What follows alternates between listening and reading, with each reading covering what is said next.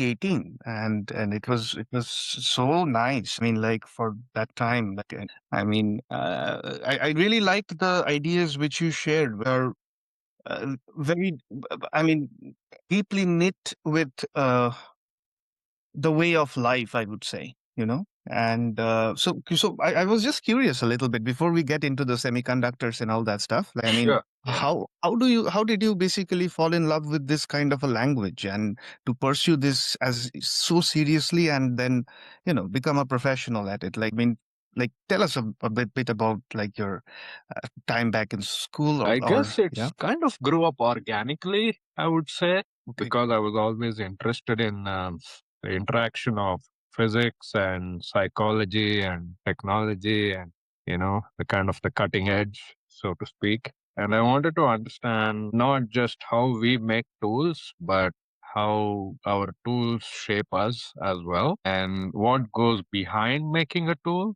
especially because we already see things ready made almost. We don't spend enough time diving into the process that went behind, of which the last step is what we see. So that kind of curiosity, just when applied to the question of technology or the computation or logic and symbolic logic or semiconductors, it's just the same thought process. How are people thinking about this? How are they coming to this? And then based on the motivation and the assumptions, you check what other pathways are for. So that's just been the MO as much as I've been trying to do so far. Yes, yes, yes, yes. Interesting. Interesting. I mean, I really liked also one particular part where you kind of discuss what exactly is a computer, right? And I mean, it's just following a bit of ones and zeros at the end of the day. But then there are structures or maybe more abstract kind of ideas and concepts Yeah. which can be accessed to. But now the fact that AI has come in, so it Yeah. has agency over the world, access to tools, it can explore the world Yeah. now. Yeah. So yeah, yeah. I mean, what's your general? I mean, just to like, I mean, you mentioned a little bit about it in our last podcast, but just to kind of culminate that aspect, that your general thoughts on AI in society for the way that's basically being the curve that we are watching, right? I mean, 2030, let's take that as a point where, like, we make some predictions, let's say. Yeah, what are your You thoughts mean on what my that? thoughts are on the evolution of it or how it got Yes. triggered or evolution of it? Okay. Getting back to the first point that you made about the ones and zeros, something we have to understand very clearly is how every language comes with constraints. For example, if you look at it in that way, English is just 26 letters. And the comparison is not so much is this 0 and 1 or it is 26. The comparison is how the arrangements happen and how the rules constrain the arrangements. So that's step number one, to know that, how we constrain things is what determines our playing field. And if there is a limit to the playing field, then there is a limit to what we can do with it based on those rules. So that's step number one. The second step is when you look at evolution, so to speak, of any technology, especially in the last half a century, one of the primary motivations has been how can I do this in a way that's easier? It's the fundamental thread that runs Right. throughout. How can I make it easier? And easier includes faster, naturally, to do anything. And so, if you take that as the theme, then you will see the whole pattern of evolution of computers, right from 1950s all the way to 2025. That is the thing. The effort involved has been consistently removed and replaced by a click. So if you take that into account, then now you'll see different aspects of our internal process being replaced by a click. So first it was calculation only, mathematical calculation. Then it was a little bit more, it was equation. So the difference between a calculator and a computer comes about in the difference between arithmetic and calculus, because calculus was what led to computers and arithmetic was what we are dealing with calculators before that. Then from there, ability to um, you know present concepts and ideas started gaining more weight. And then now you have the evolution of the web, and then now you're interconnecting and so on and so forth. So now the shared community of people is created across the world based on an activity which is also a shared activity. Human thinking is the first shared activity around the globe. Feelings can be different. You may feel more attracted to this or that, and your activities can be vastly different. But in terms of thinking, you are in a shared human community. And what the internet does, it mimics that pattern of shared human community and makes that a one click situation. So step by step, you're going, and now you're diving into the intricacies of thinking itself. It's not just accessing other people's thoughts, you are accessing other people's thoughts to create a pathway for you to get well-rounded set of thoughts, which is AI, which is basically you saying, okay, any activity that I do or what I would have done is now repeatable with a click. What would have earlier taken me 4 hours now is repeatable with a few clicks, maybe in 10 minutes. It's that evolution, or you could say it's kind of also like a free fall. Moore's law was, it's one of those things where everybody is racing with great energy to make smaller and smaller devices and structures. And it's a law of the world that whatever you put energy into, that grows. So we forget that. We say, "Oh, AI is evolving." No, no, no. We are pouring our lifeblood into it. And the outcome is what we are getting right now. That's fantastic. That's so. Let's get into now the semiconductor part. Of course, I mean that was actually a very good kind of a intro to our topic, because at the end of the day, I mean, like what's at the heart of this technology right now is semiconductor technology. Right. And so maybe I start with a little bit of a silly question. What is a semiconductor, and which can get very complex very soon. Yeah. So why not you take us a little bit into this, like what exactly does a semiconductor do, right? And some fundamental models, like, I mean, we can just have a picture, basically. So the tricky thing in this subject is, once again, something that we have dealt with last time is the flood of models. So we have to watch out for that, because it's almost inevitable that nobody speaks about it without that language, right? And with nobody speaks about semiconductors without talking about electrons and shells and this and that and many, many other things. So we have to be very clear about what is it that we are actually observing, what physical quantity we are interested in, and kind of stay true to that all the way through. So the first thing with semiconductors is you're looking at the behavior of matter with electricity is what kicks off the whole subject, right? So how does two different substances behave when what we know of as electrical activity, whether it is creating a tension or a voltage, and then seeing how it responds to it. Now, as we know, in terms of metal and a conductor, it has the tendency that it doesn't like the voltage difference to be maintained across it. It tries to neutralize it. It tries to immediately, bring everything back to null point. It doesn't like to hold the tension. So that's like a very generic way, a core way of describing a metal. And that is one of the reasons it's a conductor, because whenever there is a difference in tension at the opposite ends, it seeks to neutralize it. That's the nature of the metal. Now, there are others that don't necessarily do that, and we call those insulators. But essentially, in terms of actual physical quantities, what it means is a voltage across them is not necessarily neutralized fast. So it remains. You can hold this at that potential, hold this other thing at another different potential, and it will kind of hold together without just internally discharging. So that's and each one of these you can describe and measure without resort to any models. You can just say, okay, this is how much I'm pumping. I can use whatever units I want, you know, whether it is rubbing my comb and a paper, or whether it is churning a disk, or whether it is plonking something in an acid. It doesn't matter. I can quantify it in a certain way and agree to that standard and go about it. So you have the voltage, you have the discharging process, which we call current, and these two are the fundamental quantities that we deal with. So now we have ones which cannot hold voltage and kind of give current, and others which cannot give that much current but are able to hold voltage. So you see there is this balance and back and forth between those two capacities. Voltage carrying capacity, no current. Current carrying capacity, no voltage.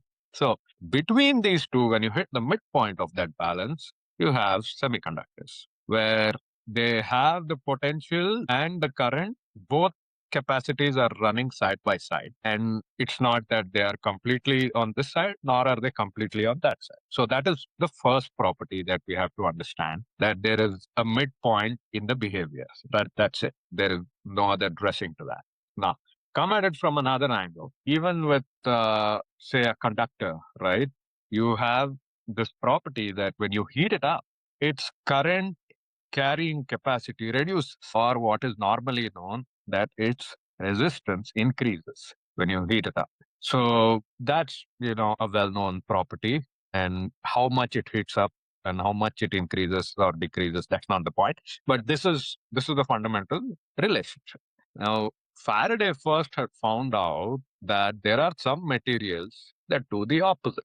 There are some materials which, when you heat them up, they actually conduct better, which was counterintuitive to him, but he didn't really explore much of it. So now you go into that another angle for the definition of a semiconductor, that it has the unique capacity of increasing the metallic nature when you ramp up the current.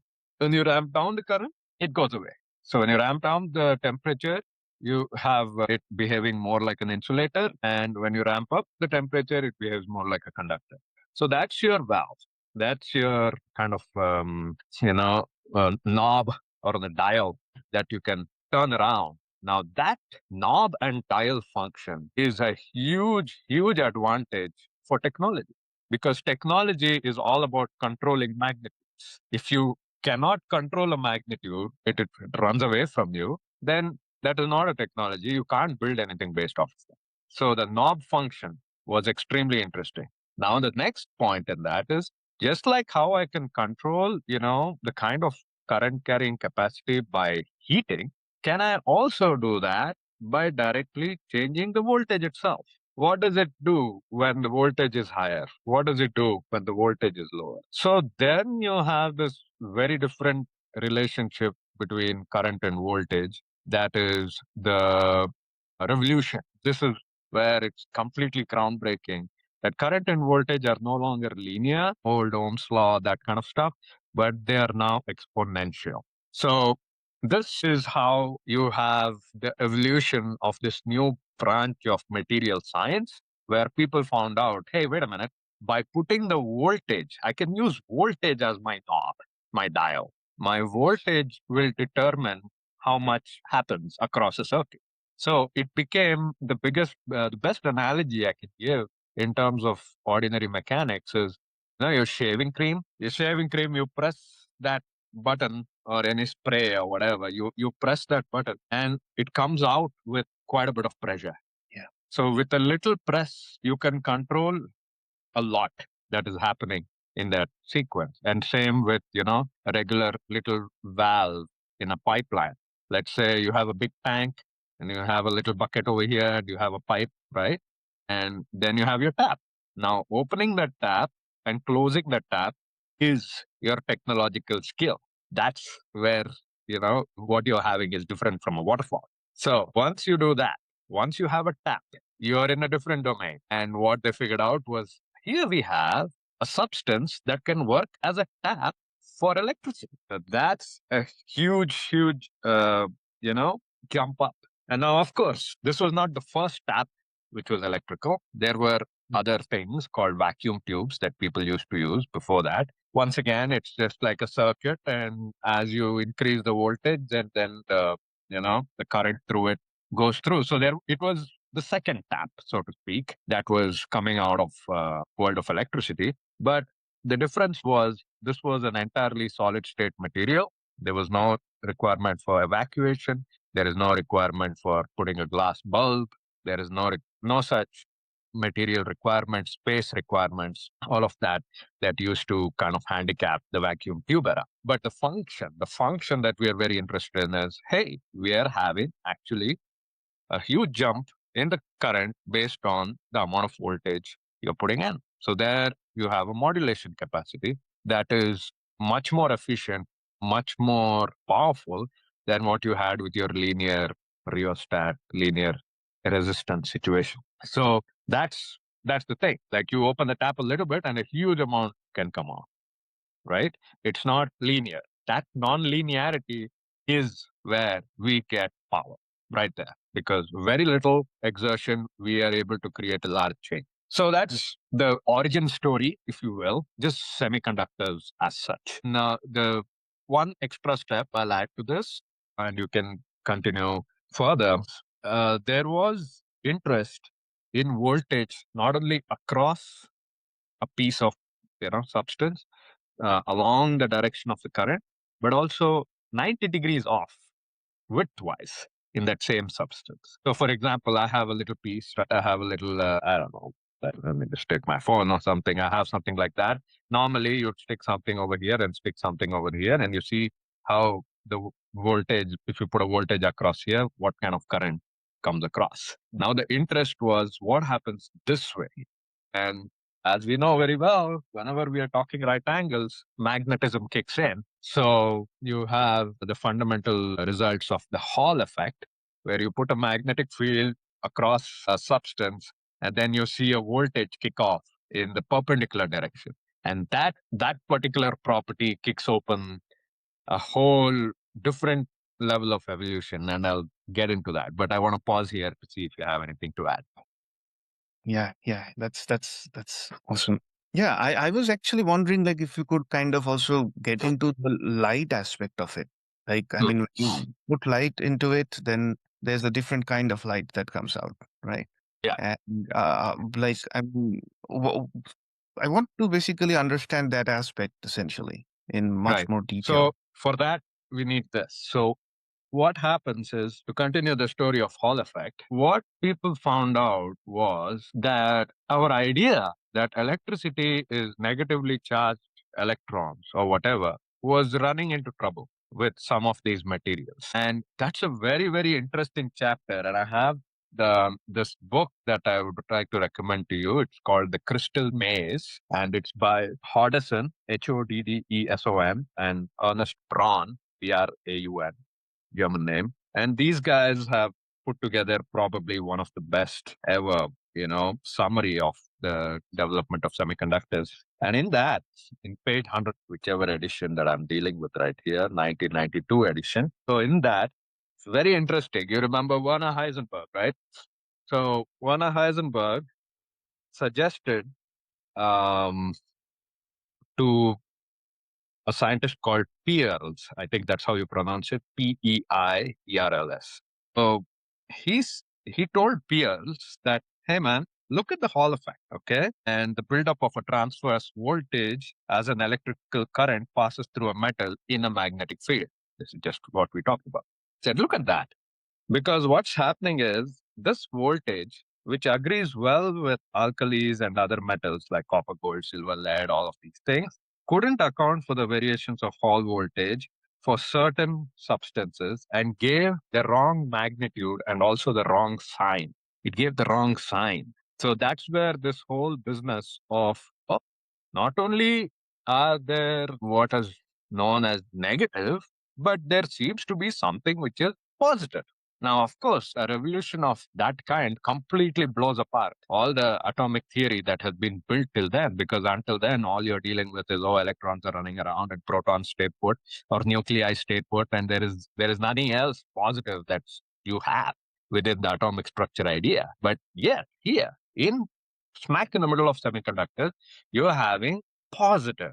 So this is the origin of P type semiconductors. So P type and N type come about through, positive and negative come about through the Hall effect, which is not really very well known, the origin of that particular nomenclature. So if the Hall effect is the determining factor, and you have p and n type, then you have a polarity, right? You have a polarity which is a totally different type than what you get with your ordinary static electricity and stuff like that. So there is a polarity right in the middle of the semiconductor world. And this polarity can now be excited once again by another intangible, namely light. It was found completely by accident while they are mixing things and so on. When they took a piece of, I believe it was selenium, they took a piece of selenium from the bottom of a barrel or something where there was some contamination from the walls that had made that portion p type. So when they realized that when they stuck that under light, that gave electricity, and that magnitude was much higher than what they had before. So the whole idea of the solar panel, solar this and solar that, came about because somebody made a mistake in taking the material out of the pan or out of the crucible and used a different portion of it to get the result. So what the takeaway point here is we are seeing what are normally the intangibles like magnetic field, electric field, heat, light modulating electricity. And so that is the name of the game. That's why it's so different from regular mechanics, is we are in this realm dealing with, other than the actual substance creation itself, we are dealing with the fields all the time. We're no longer looking at any mechanical push or pulls. We have completely transferred it over into the electrical domain. Now we have an electrical knob. Now we have an electrical pipe. We have an electrical tank. You have the entire mechanical world. We are now recreating the electronic world based on that. So light, what happens when light falls on a substance which has this P and N together? Then you have the generation of current in that. And once again, you have an exponential relationship. And that's another property. It's called the IV characteristics of solar cells. So the IV characteristics determine how much current is going to come out based on how much light you shine on it. And that is like a building block of the entire solar industry. And this works because you have light interacting with metal or semiconductor, mix of semiconductor and metal in order to generate electricity. So yeah, that's the best way to tell it. And you'll notice also, just like how magnetism was a key part in detecting p-type electricity, magnetism also has a relationship with p-type itself. Like there are more magnetic materials that tend to get p-type. So that's another kind of little known ditty, but it makes a lot of sense when you put it in this picture.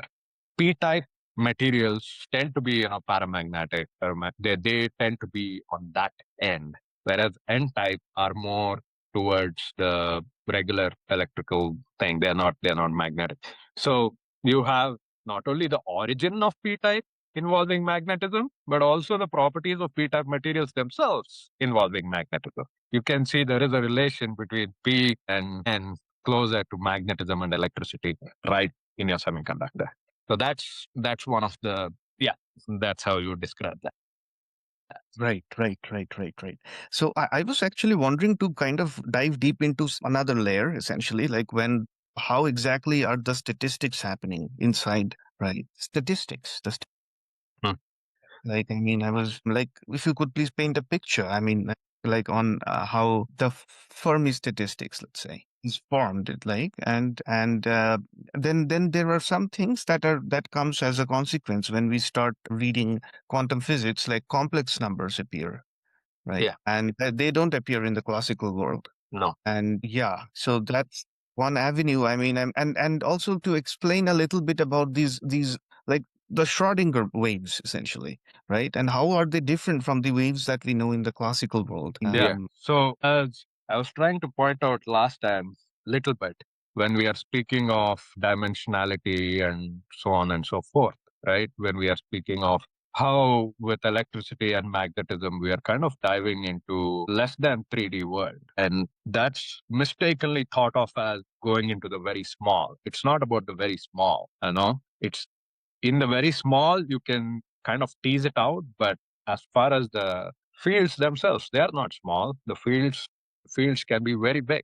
even if your device is little. So it's not a question of magnitude, it's a question of dimensionality. So then once you come to your quantum mechanics and the introduction of the complex number, I think one of the reasons the complex number was had to be introduced in quantum mechanics was because you're dealing with this exact function that I'm talking to you about, electricity being mostly one dimensional and a modulating capacity of something that is one dimensional.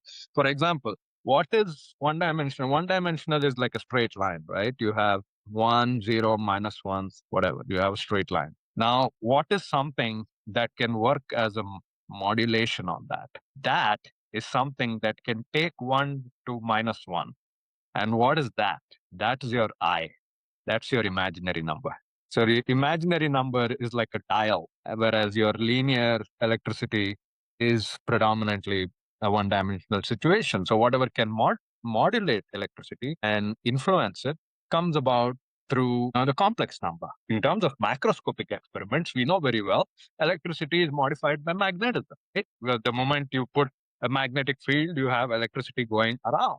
So there you have it. In a picture, your magnetic field is capable of doing that.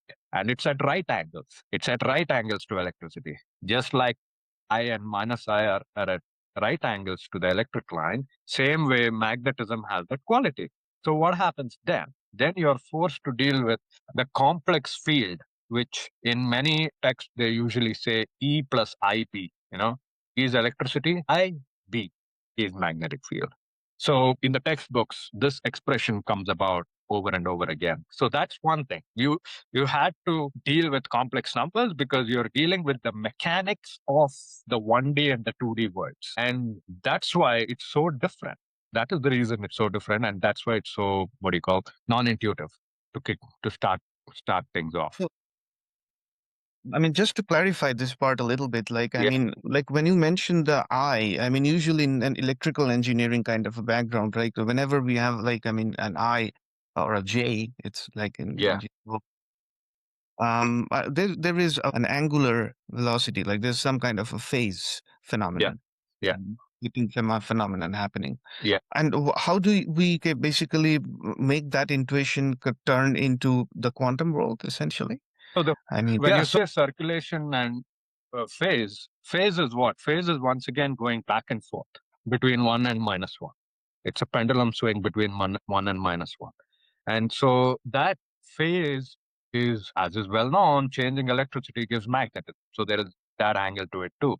But when you're looking at phases, you're basically your circulation is no longer in actual circle. So when we talk about circulation of electricity, we cannot literally think of the circle. We are thinking of the back and forth. And that back and forth forms a sine curve or a cosine curve, which can be seen as a projection of a circle on a line. So the circle comes about completely differently than it usually does in geometry. So that's that's point number one. And point number two is because this I, the function I, is literally the function that is determining this phase. That is why the simple harmonic motion idea is the central heart of quantum mechanics. It's the beating heart of quantum mechanics because everything in quantum mechanics goes based on the simple harmonic motion. So that's so this is an assumption, right? Like, I mean, the Schrodinger equation, that means it's an assumption, like, because that's what you so just said. it's in terms of okay, it depends on the I'm not speaking about the equation yet. I'm only speaking about the phenomena right now. So once you come to the Schrodinger equation as such, it's very hard to unpack because it has baggage, like literally. For example, you have your Planck's constant over 2m, and this m is very problematic because the m comes with an assumption that we have of regular particulate three-dimensional classicisms. It's kind of pushed in there, it's squeezed into that little m. And what that does is we are carrying a conceptual baggage that we are not aware of the moment we write down the Schrodinger equation. And so people bump up with all sorts of problems once they come to the Schrodinger equation and you are taught it, in college, and it just thrown down again like a diktat from heaven. This is how things work. And then you're looking at it and you're going, okay, well, this is a wave equation, but there is an I involved, this complex wave equation. So now we are dealing with a wave which also has a mass. So that completely blows your mind. It never comes back together again. So it's that's where we have to be very careful, right? Because when we're talking about the Schrodinger equation, if you simply swallow it, it doesn't digest. What we have to make sure is we have to make sure that we are, again, it's research that is yet to be done. I've not finished that, but to write the equation in such a way that all the terms in there can be related to directly measurable relationships, and that way you're not macroscopic relationships, so that way you're not putting in something that you are now supposed to insert an imagination over that. So you have to be able to pull that out and reformulate it, rephrase it, so it's directly describing what's happening. Next we come to the phenomena. What's the deal with that? Well, we have multiple threads. You have the whole issue with how different sorts of radiations go through a slit. You have the way they reflect, and you have how they form patterns on a screen. And so these are all the macroscopic realities in any quantum experiment. So what we are dealing with over there is, once again, we are dealing with an alternation between positive and negative. We are dealing with a path of activity. Like it could be a beam, it could be through a slit, without a slit, whatever. It could be spreading, it could be focused. We have the actual functioning of it, which is what we can see as patterns on screens or what we can see in terms of direction. And now we're trying to put these together. And while putting these together, then you have the idea of the matter waves, because you have something that you can measure some sort of inertia on one side. And at the same time, you're also seeing that it is behaving in a way that alternates. So now we are trying to force these two together, which don't really marry very well. So uh, if you realize that instead of trying to do this forced marriage, if you just look at it as maybe the idea of mass that we have as a three-dimensional idea, it needs to be transformed for one dimension. It needs to be transformed for two dimensions. So what we can think of as mass may not always be three-dimensional. Maybe a part of it is bound up with electrical behavior. That's why you call it electrical mass. And there could be magnetic behavior that expresses itself as magnetic mass. Whereas they are not the mass that we know of today or normally, just holding something solid in the hand. So that is what is required for us to kind of break through the classical picture quantum picture conundrum. So that, okay, now we are looking at these terms, but we're not assuming, we're not squeezing in a little tennis ball over there. We are trying to see if there is a mass effect possible even in one dimension and in two dimensions, and that will help resolve the contradictions that we see between wave and particle right at the heart of the Schrodinger equation and right at the heart of quantum mechanics. Again, I can only kind of give indications without like writing a proper paper with the mathematics and everything. I can only give conceptual like guiding thoughts. Yeah. Absolutely. I mean, right, right. I mean, I want to understand more on the fact about light on this particular platform that we are talking right now today. Right. So let's say that we imagine that we have a DNA strand or something that's very small. I mean, we know that from antenna theory that, like, I mean, if the wavelengths are essentially a tenth of, and then like the size of the antenna, basically, if it could be Yeah. calibrated properly, then it could capture waves, right? And then essentially, we also know that when light falls, let's say, into any kind of any form of matter, right? Like there is a possibility of a phenomenon like photoelectric effect, Right. right? Yeah. So if I put something like a DNA strand or something, and then I expose some light, which is very much this is capable of capturing it, right? What's happening in that particular Yeah. time? I So mean, with respect to light, we have to first once again clarify out some basics. One is it's very, very predominant in everybody's thought that light is an electromagnetic wave. It's almost not questioned. That is just how it is taken. And here there are some issues. For example, when you're looking at electricity and magnetism and how they came together in Maxwell's equations, there is a jump there. There is a jump there that is clear, not clear, but it's not fully valid. For example, when I say there are two things that are happening at the same speed, and therefore those two things are identical, that's a logical fallacy, right? If there are two phenomena that are happening in a similar way, that doesn't make those two phenomena identical. So, for example, if you increase the thermal conductivity of a material, it also inevitably increases its electrical conductivity. But that doesn't mean heat and electricity are the same thing. A distinction has not been made with respect to light. And what has happened is we have attributed things to light which are actually things that are part of the interaction. So, just like I told last time, if I clap my hands, I create sound or heat. That doesn't mean my hand is sound and heat combined. It's that's not the case.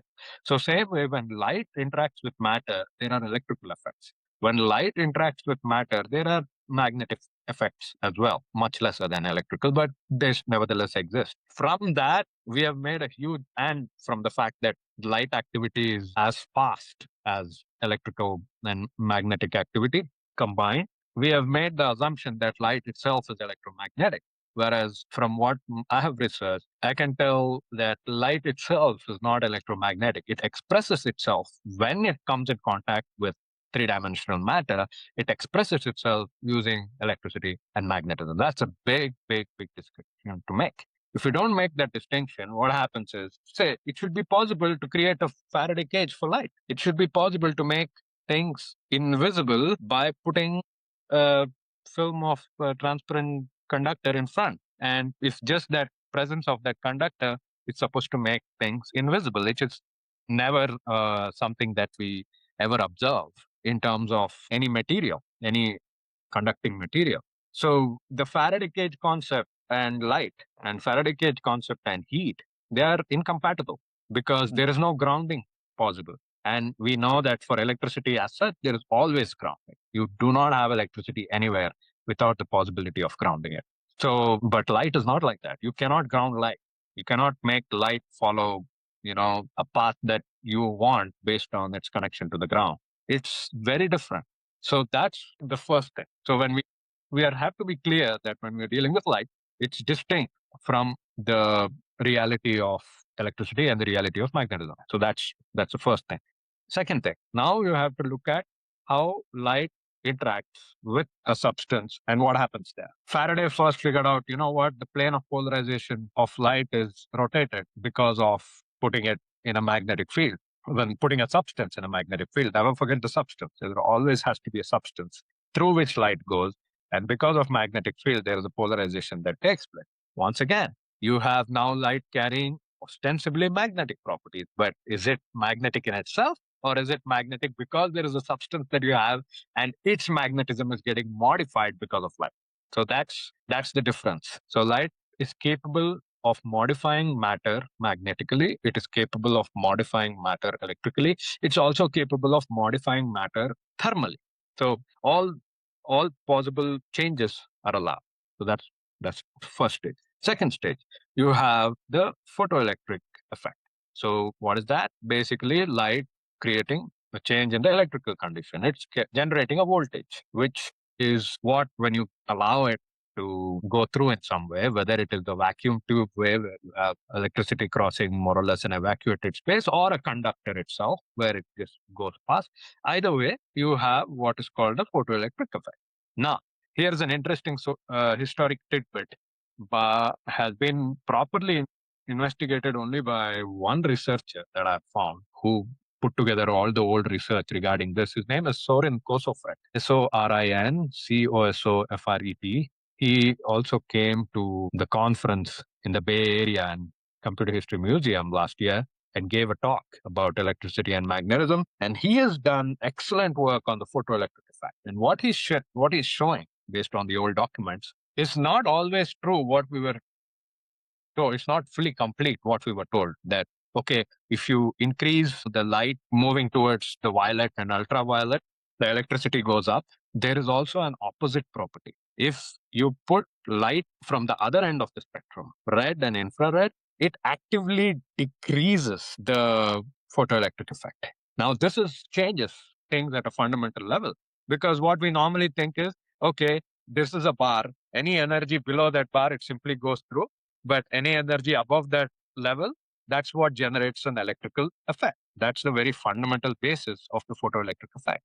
But now, if you have this bar, energy, whatever we call it, and now we are putting what's infrared and red and things that should technically simply pass through, but they are in fact affecting how much electricity is being produced. So that changes our whole idea of a threshold voltage or a threshold um, requirement for the photoelectric effect. So the interaction of light with matter is not as simple as is maintained by the quantum level. It's more complicated. It has a dynamism that is unexplored. So you not only get a rise as you increase voltage, but you can also, like, as you increase the light, but you can also have a fall. So it's not a step function, but it can be a curve. So I can give you the link to this where he has explored all of these different variations in the photoelectric effect. And it's called by some name in the literature. It's kind of kept aside, you know. Don't mess with our foundations. We've already built the building. So it's kind of kept aside, and it's given its own name and given its own little shed and shack to live in. So that that property of light, not dialing the electricity, is what is magic. That's where there is the whole magic of that interaction kicking in. So light can both amp up and amp down the electricity. And the amp up part, we know, we have taken it, we have run with it with full energy. The ramp down part, we have not really paid that much attention to it. But that's the reality. Right. Right. I mean, it kind of reminds me of, I saw this episode in the Demystify Sci with Dr. Jack Kruse. And I mean, had a very fascinating kind of a central model of life about, which is based on how we interact with light, essentially. Yeah. I mean, just the thing that I'm wearing right now, I mean, it's recently made a check in one of the fairs, and I mean, it does block a great amount of blue light. So we definitely do have plenty to learn about I light, think essentially. the electromagnetic idea of light should go the way of the phlogiston. And if you look at the definition of the photon, I can pick this up. I have it in my notes. One of the definitions by somebody who is a Nobel Prize winner said a photon is what an electrical detector can detect. Wow. So even light is defined based on electricity. You have a switcheroo. You're supposed to always define things, characterize things in their own domain, not, toss the problem into the next house. You have to make sure that you understand light by its own interaction and not toss it over to electricity. If you toss it over to electricity, it will be seen in electrical terms. And because there is an electron, which is like a step function in the linear activity of electricity, so you now impose that character onto light and you call it photon. Whereas in reality, what you're having is light as such.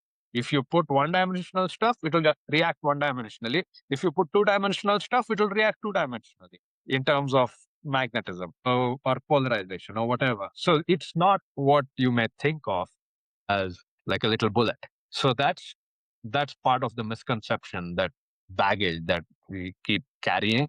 I think if physics progresses in a healthy fashion, it should go the way of the phlogiston.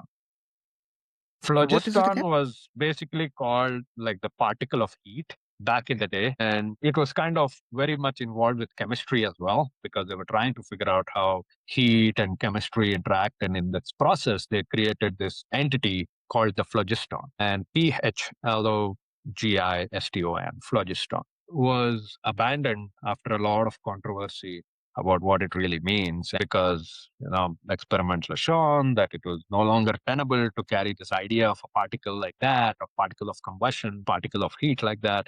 So they finally abandoned it and they moved ahead with different wave stuff that we are now living in. But I think the same kind of cycle, if we are true and honest with our observations, will carry over to light as well. Light will be released from becoming an electromagnetic wave. It will be seen as its own distinct entity, which can create electric and magnetic effects. Right, right, right, right. Yeah.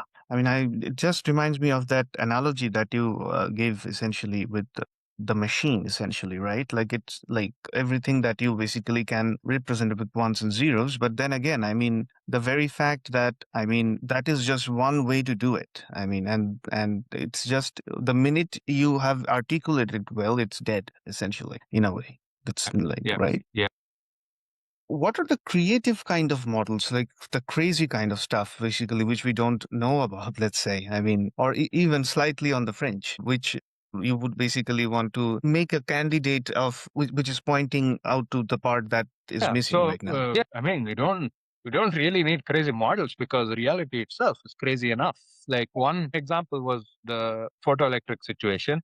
There are other examples too. For example, in light, you have the cooling capacity of light, not just the heating capacity. I'm not saying laser cooling. I'm just saying regular cooling. And that's another area which is completely not been explored in a proper way. Back in, I don't know, 1700 sometime, scientists were starting to figure out that you can concentrate heat as well as cold. So if I have a wall, which is outside it's freezing cold, or a window, and outside it's freezing cold, and it's possible to create a concentration of that cold so that it comes to a single point. And it's like just as we think of as now window, a lot of light coming in, you hold a lens and you can burn a piece of paper. The exact flip side of that is you can freeze something inside by making the cold that's coming concentrate. So that's very different. Again, it throws your whole idea of heat, under the bus. It just doesn't let you think about it in the usual terms, but this is a real phenomenon that they were trying to do. And then there were more experiments where they use concave mirrors and so on to cool instead of to heat. So you have concave mirrors, and you have, uh, a bunch of ice over here. And then you have another concave mirror and you have a thermometer. And when you put ice, the thermometer drops. When you put a lamp, the thermometer rises. So you can have both an up and down based on hot or cold as you throw it in there. So that's tremendously earth shattering, in my opinion. And the same thing now transfers over from heat to light. So there is a spectrum, which is what Goethe was talking about, which is the inverse spectrum, not your regular, Newtonian whip cure, violet, indigo, blue, green, yellow, orange, red. Not that one, but there is an exact opposite spectrum also in optics. And that spectrum has to do with the color magenta being in the center, just as the color green is in the center for a regular spectrum, regular rainbow. This opposite rainbow has amazing qualities. Just like in terms of the regular rainbow, if you go beneath red, which is the infrared, you get heating coming out. In this other rainbow, if you go from what is the light blue cyan color over there and go infra cyan, you get cooling effect. Yeah, yeah. And opposite same way, when you go this side, right? When you go past the ultraviolet, like past the violet into the ultraviolet in the regular spectrum, you get, the chemical changes that are usually seen in a silver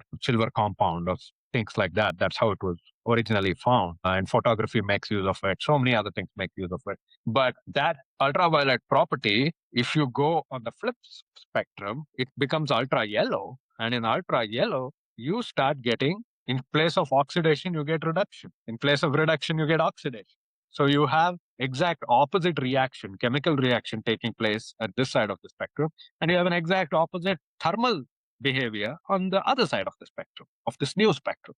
So this new spectrum is not very well studied by science. In fact, it's only in the last decade and a half that it has come once more to the prominence, especially in Germany and Switzerland, where people have been digging up, the old indications given 200 years ago that, hey, you've got only one half of the coin with your usual spectrum. And we just ran with it. We just ran with it with full force. We built all our modern spectroscopy on top of that foundation. We forgot the other half. And if you jump in and start doing things with that or studying that, again blows your mind. So it's, again, when you're saying crazy, this is crazy to put light on something and cool it, or to do the exact opposite of what you would expect, or put red light and end up reducing the current, putting ultraviolet light and increasing the current. So these kind of reversals are what are most interesting to me. And I think it's lost. It's a lost art. I think it was maybe middle of 1800s where it was predominant. It was called the German nature philosophy or something. That was they were exploring these. They were just tentatively exploring these, but the rest of the continent didn't really pick up on it and kind of ran in a different direction. And now they are coming back again. So are these are the realities that are fascinating. Right, right, right, right, right, right. I mean, I definitely can feel it myself. Like, I mean, where I take a cold shower every day, and that just instantly changes me, transforms me. I feel like I'm different after that. It's cold, of course, here, right? Yeah, So, yeah, but that definitely has an effect inside of you in terms of the performance yeah, aspect of it. yeah, yeah, yeah. Right, right, right, right. When and could you please take us to like you mentioned that like it was 200 years back. I mean, how this all story basically began. Like, I mean, and where is Goethe basically in this picture? And I mean, yeah, yeah, 200 yeah. years ago, the stuff that I was telling you about the different spectrum came about because of Goethe himself, because he was looking at the other side of the spectrum and he did some initial experiments on it and tried to tell people.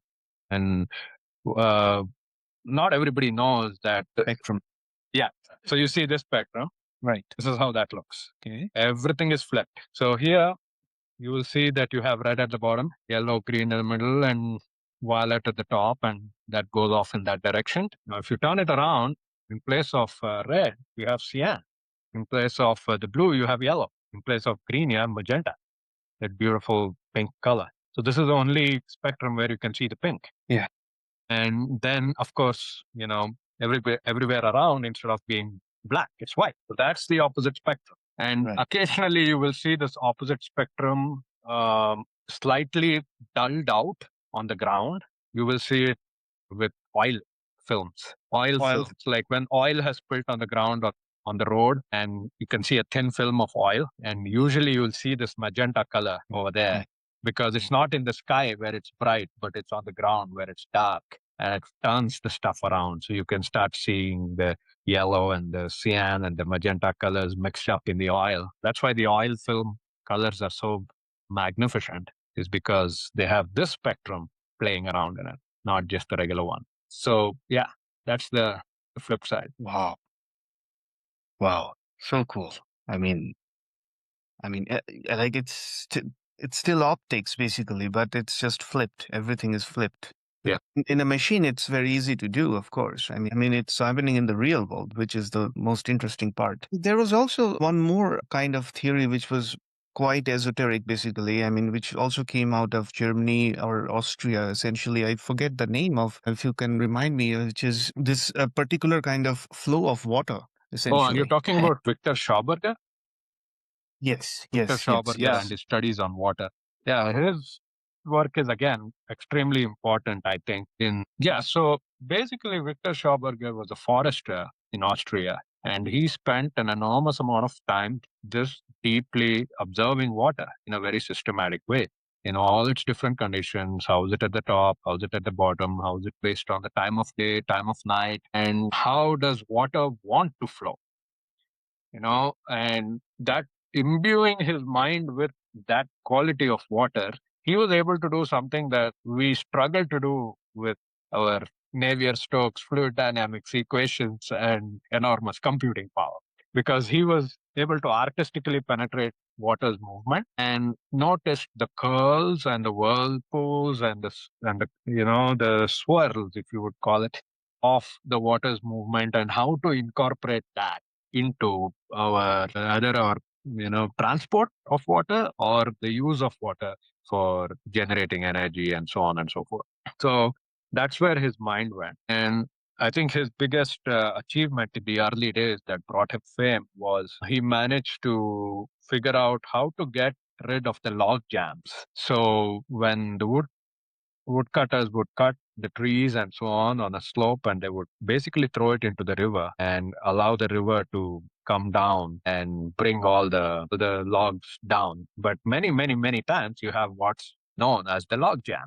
The log jam, they'll just come and they'll just get stuck over there, and they don't allow anything else to move, and you're at a standstill, stalemate. So what Schauberger did was he was able to design kind of embankment, if you will, for that water. So it got just the right amount of swirl as it was going across the corners, as it was winding its way downhill. And whatever he put in there with wood, I believe is what he used, into that embankment actually ended up making log jams resolve. So then the logs would flow freely downhill. And then he would make use of the properties of water, temperature, and so on. And you know that this time it will come down, it will resolve itself. And it did. So that's how, back in the day, the king or whoever was in charge of Austria before the World War One days, they really gave him a lot of value. And then he started designing, different devices and so on and so forth. There are a lot of rumors about where his devices were used, which I don't really know much about and haven't gotten to the bottom of it. But it is for sure something that was a very, very sincere study of nature, very productive study of nature, and a very fresh study which doesn't lean on academic prerequisites. So, yeah, that's Victor Schauberger. Came out of Austria and was probably like literally the waterman. He knew what was going on there. Right, right. I mean, and how did this completely disappear? This whole thing? I mean, nobody knows about it. Yeah, it I kind mean, of got into the fringes, and not many people picked up on it. I think one of the main reasons is because it is not easy to calculate. It requires an artistic skill. And science and art have been divided for so long that it's not normal for you to, learn the art of, say, drawing and this and that in order to get into how water is. It's a totally different way of doing things. And we just don't have the road for it in a conventional way of looking at things. Besides, because he had to create a new language for this, anybody who observes something closely, they start coming up with new words for things, which the other fellows will not have any idea what they're talking about. The famous example is the Inuit or the people in the far north. They have so many words for snow that we don't really have. There are 15, 20 different names for snow. So Schauberger was that for water. So you have to understand his terminology. That's number one. Number two, you have to experience it within yourself. And number three, there is also some controversy that happened where towards the end of his life, he came to Texas in the US and he apparently signed over the rights. He was kind of hoodwinked and conned into signing over the rights to his inventions to somebody in the US. And that prevented him from working anymore in that, and he died pretty soon after. There were these other obstacles that kicked in that prevented an easy and free flowing dissemination of his knowledge. Plus, you also have World War II conditions that interrupted this whole development. Multiple complicated reasons. Somehow it has not seen the light of day. And without equations, nobody takes an interest in these things. So that's why I think it has kind of lurked on the fringes. People get excited about it in a sentimental way, but I have not found somebody who is currently studying it in a full-fledged scientific way. right. Yeah. I mean, like you get to study basically ultimately that one thing, which is matter, right? Yeah. What is Yeah. matter? The whole Yeah. discussion, whatever we have been having so far, I mean, it's ultimately to answer that question, What what is is matter? matter? Yeah. Well, Right. And so, yeah, I wanted to take a slightly different turn and want to ask you about statistics, essentially. sure. And firstly, essentially, I mean, what is it, right? And in this entire models, essentially, where we kind of talk about how the holes are appearing, the electrons are appearing, right? And then with certain kind of methods, you achieve certain kind of result. Yeah. Later become standards and become very popular devices, essentially, if you take it to an abstraction. So yeah, at the heart of it, there are, like, I mean, a major aspect of it is statistical. How do we basically, and humans don't have a very good intuition on Correct. Yeah. statistics. Yeah. So how do So we make that kind of a bridge, yeah. So essentially? first of all, statistics involves lots and lots and lots of data points. And so it's the difficulty of handling many, many, many, many data points. So now remember when we spoke about the Schrodinger equation and how that little mass came in the middle. and the particulate nature of everything has been imbued into the physics, and that necessitates a way of handling those millions and millions and millions of particles because we have millions and millions and millions of atoms. So you end up with statistics out of sheer necessity along that line of reasoning. And then you're also dealing with, like we discussed before, something that's not immediately visible or perceptible in the usual way.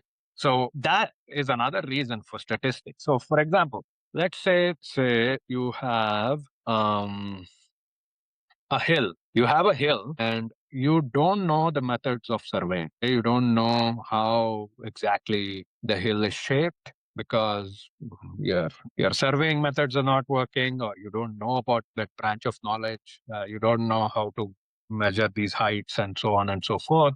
You don't really know. So one way you could do that is you can take like a million marbles and roll them on the side of the hill, right? And then you simply map how they go, how they're, where they are each at. And you measure each one of them in 3 dimensions. And that way you can get, a completely different method, but yet it reaches the same goal of getting the topography of that hill. So you can either do it through sight and geometrical methods, or you can do things like this. You can put in a million variations and then let it all happen, and then you collect the data and then you assemble it and then you get whatever you get. So now in the assembly process is where you have statistics. Once you realize the statistics is coming in mainly because we are not able to see something or we are not able to detect something, and the statistics is working as a proxy for that reality. It is not something in and of of itself. So everywhere where we are trying to use statistics, we inevitably are missing something that we can directly envision. And it's as a result of not seeing it that we have to resort to statistics. And the story is no different once you go into the quantum realm and we're dealing with electricity and in this case electrons. So what happens with the ideas of the Fermi level and so on and so forth is our way of coming up with that hill, with that landscape. And we are trying to use the functions that are derived from statistics in order to fit that landscape, which we don't have direct access to. So, but we have to keep in mind that we have a couple of failures in concepts. One, we have the particle concept inserted, and two, we have this millions of particles kicking in as a consequence. So without these two steps, you wouldn't have had the statistics, and without the statistics, you wouldn't have had the ideas of Fermi level or the Bose distribution, Bose-Einstein distribution, Bose statistics, Fermi statistics. All of that is downstream. So millions of particles, handling it through statistics and the different types of statistics.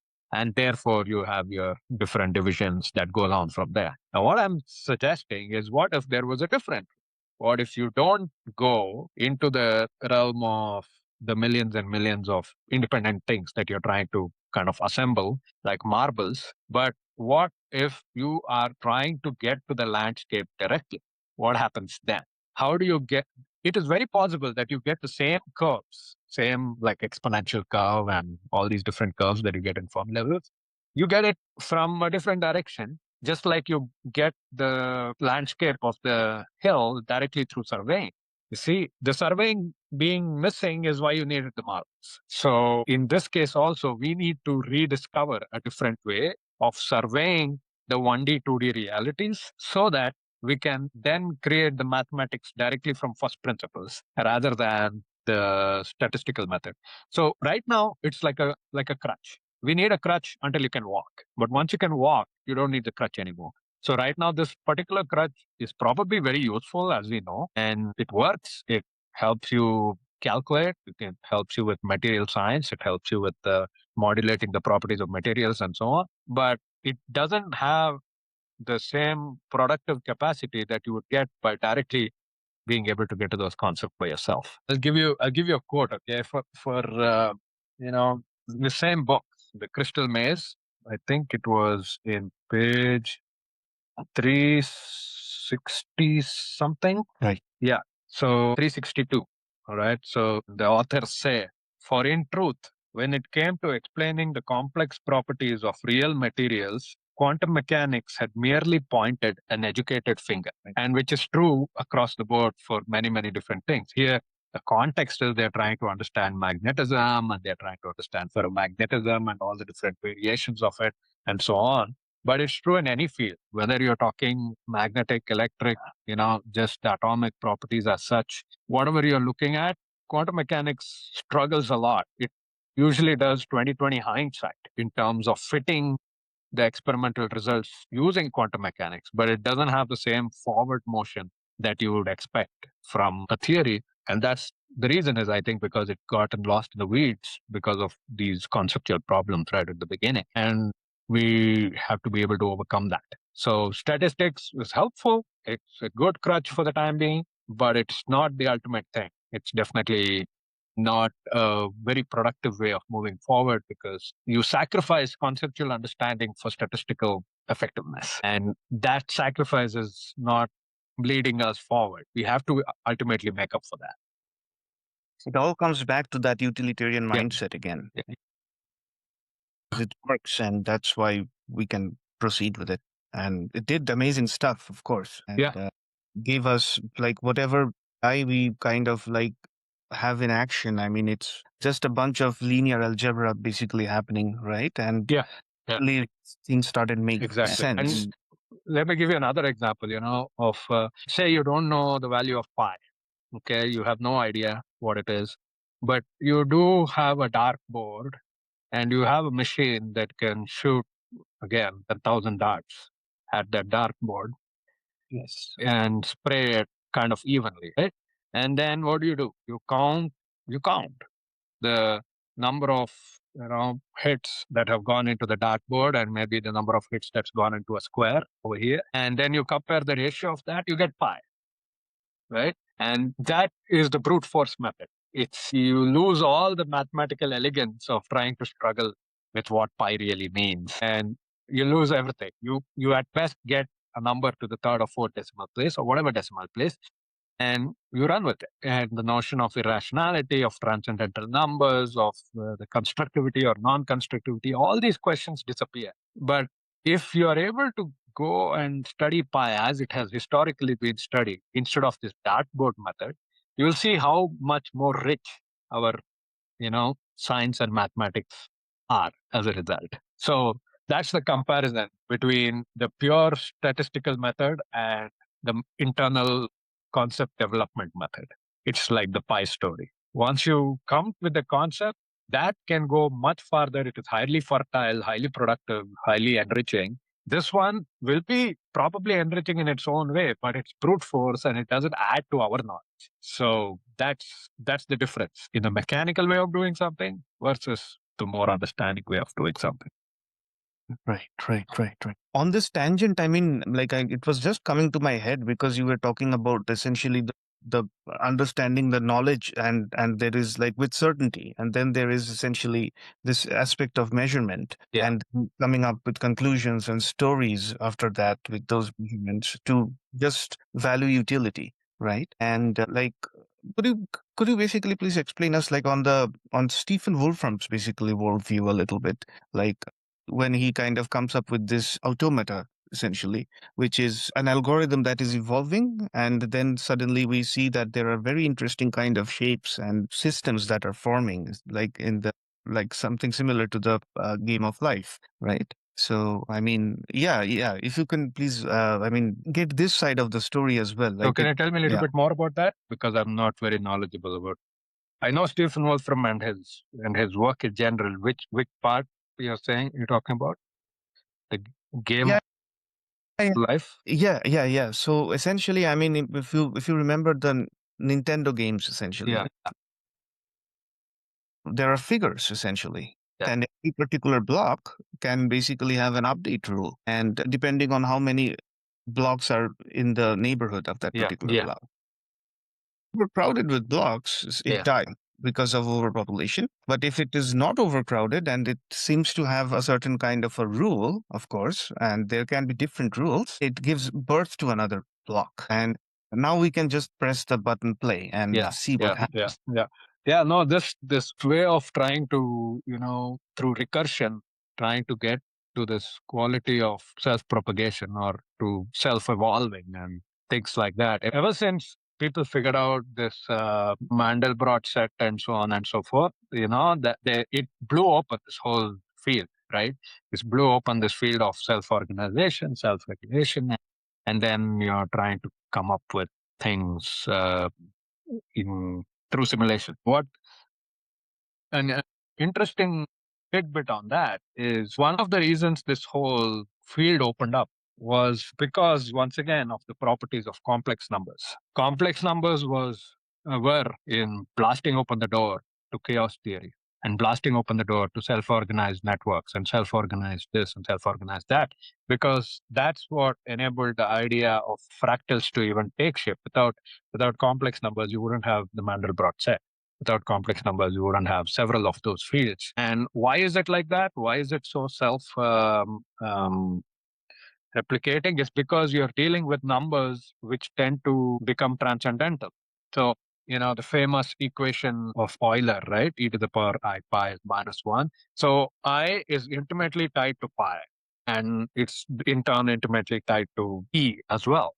So you have this all these kind of intangible qualities coming up in fractals. So the repetition and the infinite extension, the quality that is already there in transcendental numbers gets imbued into this subject. So now you're dealing only with irrationals. Now you're dealing only with the transcendental numbers.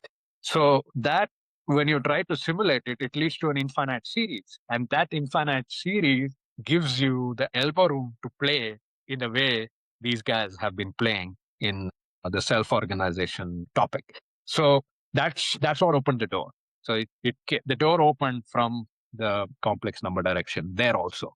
So that's one thing. The second thing is, I think every field, it comes with ground rules, and you can play a lot within those ground rules.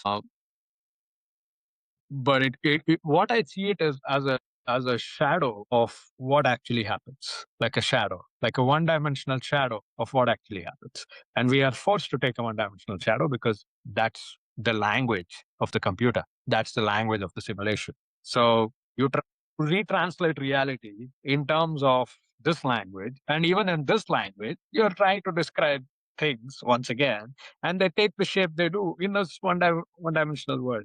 So you explore and re-explore what you've already explored, and you come up with this. Then the reality mapping back is an issue because reality is still kind of at the very minimum three-dimensional, and you have the process of birth and expiry and all of these things taking place in the external world. Which how do you build that bridge again?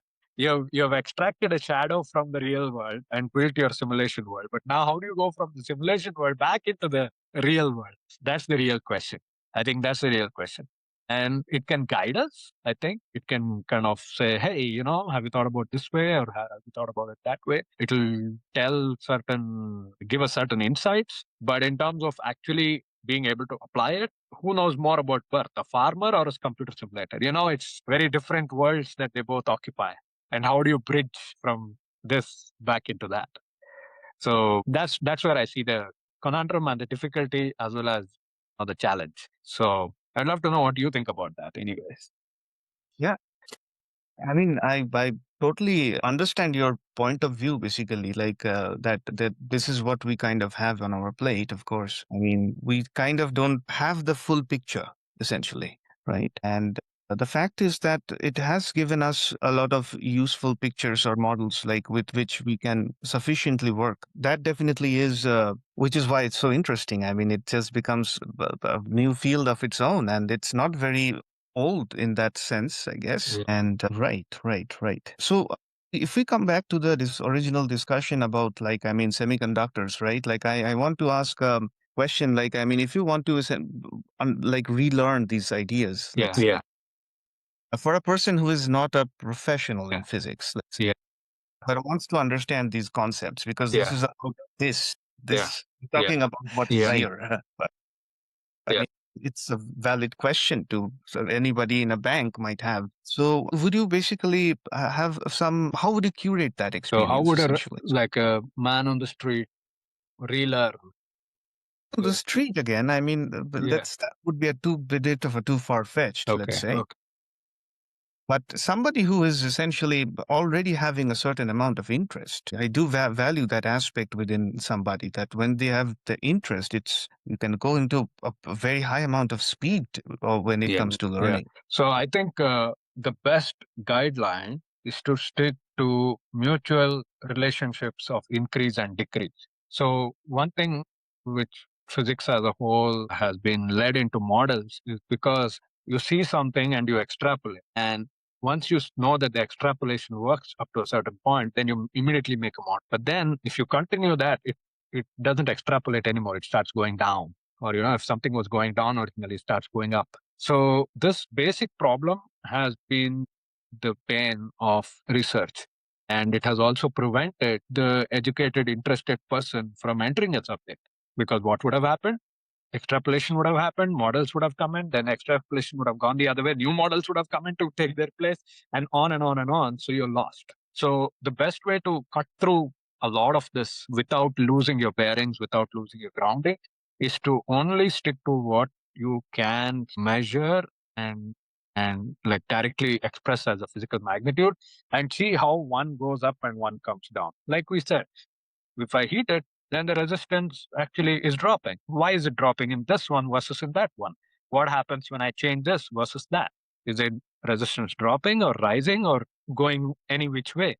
So rather than getting lost in models and equations, if people stick to these things, what happens if I change this? What happens if I change that? And do their study based on that criteria and leave aside all the rest of it, they will come to a fresh understanding of the subject and they can navigate it in their own way, because now they may be interested in something that nobody else is interested in.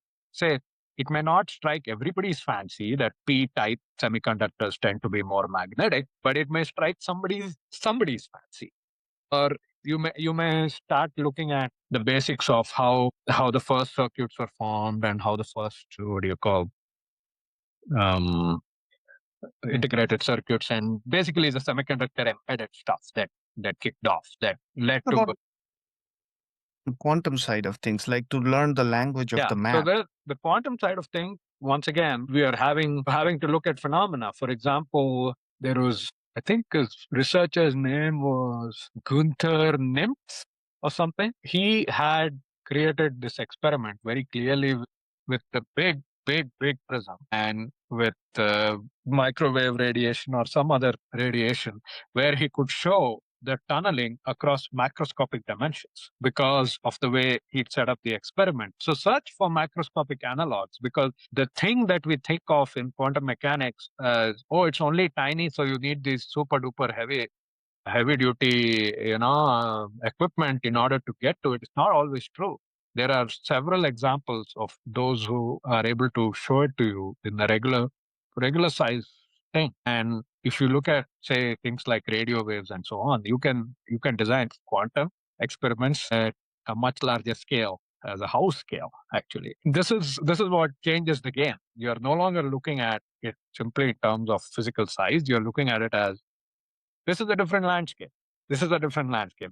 Like, in cartography, we used to have the physical map, then we used to have the river map, then the minerals map, then other maps like that. You build, okay, we are now looking at this map. So what all are the realities in this map? What all are the realities in that map? The quantum comes naturally in that way. You don't have to force it. You don't have to pound your head about all the dichotomies and so on. You just see, okay, what is this behavior? Light goes through, or microwave radiation goes through, which is seemingly looks like a barrier, but then it goes the other side. Okay, that's a reality. Why is that a reality? Because our idea of a tennis ball is something that cannot penetrate the wall. When it is no longer a tennis ball, which is reality, which is no longer three dimensional, it's a different dimensionality, then those constraints don't apply. So you can have things that go across, which are not put in a box like you can do in three dimensions. So that's how you slowly build a feel for quantum realities. And the same thing happens in a semiconductor. When you take, we had to build these tiny layers, and all that's happening is, you're getting a current across them. Normally, you would not expect a current across, but then you do get a current across. So it's the same thing. tunneling in a small dimension, just like this is earlier what I said was the tunneling in a large dimension.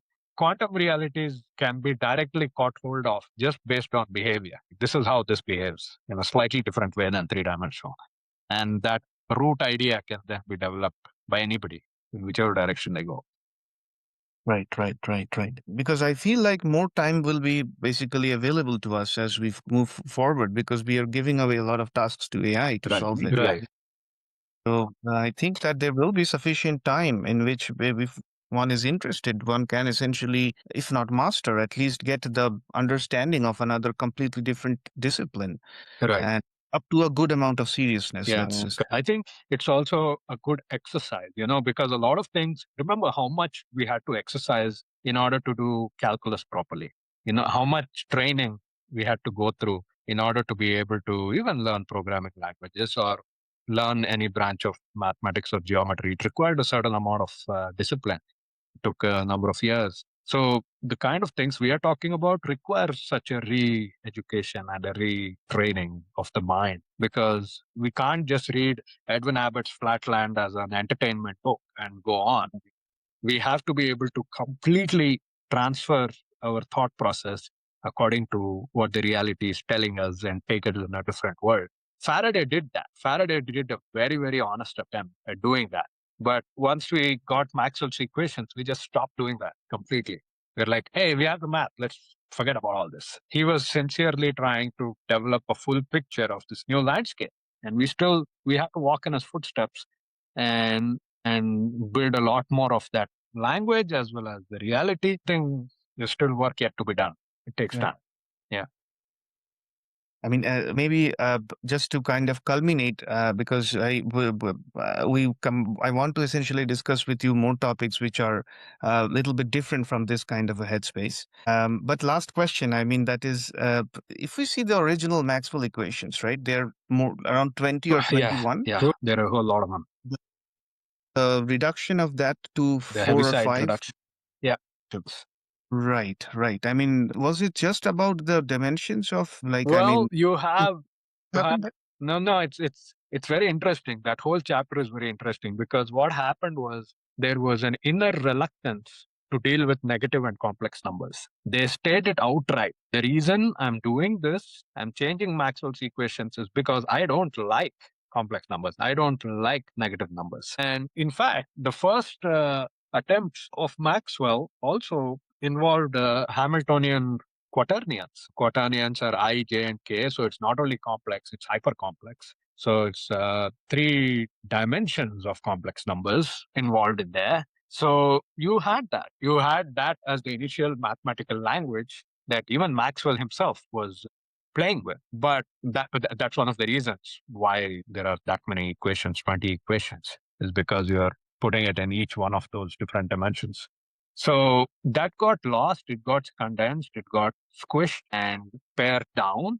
And because of that paring down, now you put the equations first instead of the experiments first. And people stopped experimenting with variations of the conditions, of the initial conditions. Think about it like this. Everybody knows if I have a spiral electric field, I get a straight magnetic field, right? That's very well known. Now, what happens if I have instead of a spiral electric field spiraling linearly like this, if I have a circular spiral, what happens to the magnetic field then? Do I get a ring? Do I get a linear field or do I get a circular field? And if I have a circular field, where is north, where is south? You see, there are many problems that come across when you simply shift the experimental conditions a little bit. Suddenly, your equations are at a loss because you have not considered this. You only considered a series of experiments and they laid out. Maxwell himself laid it out. Oh, I'm going to take Ampere's this experiment. I'm going to take this of Faraday. I'm going to take this of Biot-Savart law. He's combining all of this and I'm going to get these equations. But what if there are different experiments? So where will those lead? So that's what we did. We put the cart before the horse. We put the equations before the reality, and it kind of clogged up our understanding of these things. And this is a prime example. The equations got completely shot down, and now you're in a straitjacket. You can't really move or explain everything based on this reduced version of the equations. And you also lose all sight of the other complex number possibility. At least if you're thinking of it in terms of other complex numbers, you would have gained a better feel of learning to think in different dimensions, different I, J, and K. It demands a lot from you. It's not easy to imagine, or I mean, you can throw it in the computer and do things, but it's very different when you have to like internally come up to speed on that behavior. So that's Maxwell's equations did create a roadblock, in my opinion, for the development of electromagnetism. It added something, boy, did it subtract a lot of things out. And so, yeah, I have researchers who have gone on those roads less traveled. I can give you those links after the end of our call. But yeah, that's definitely here. Yes, fantastic, fantastic. Yeah, it's really really a pleasure to like talking to you. You know, I mean, it's like all the questions. I mean, it's not like all these questions I haven't asked before, but I never really get this chance to have that reflection on these questions because they are kind of very confusing Yeah, at some they are. Yeah. point. I'm glad you found it useful.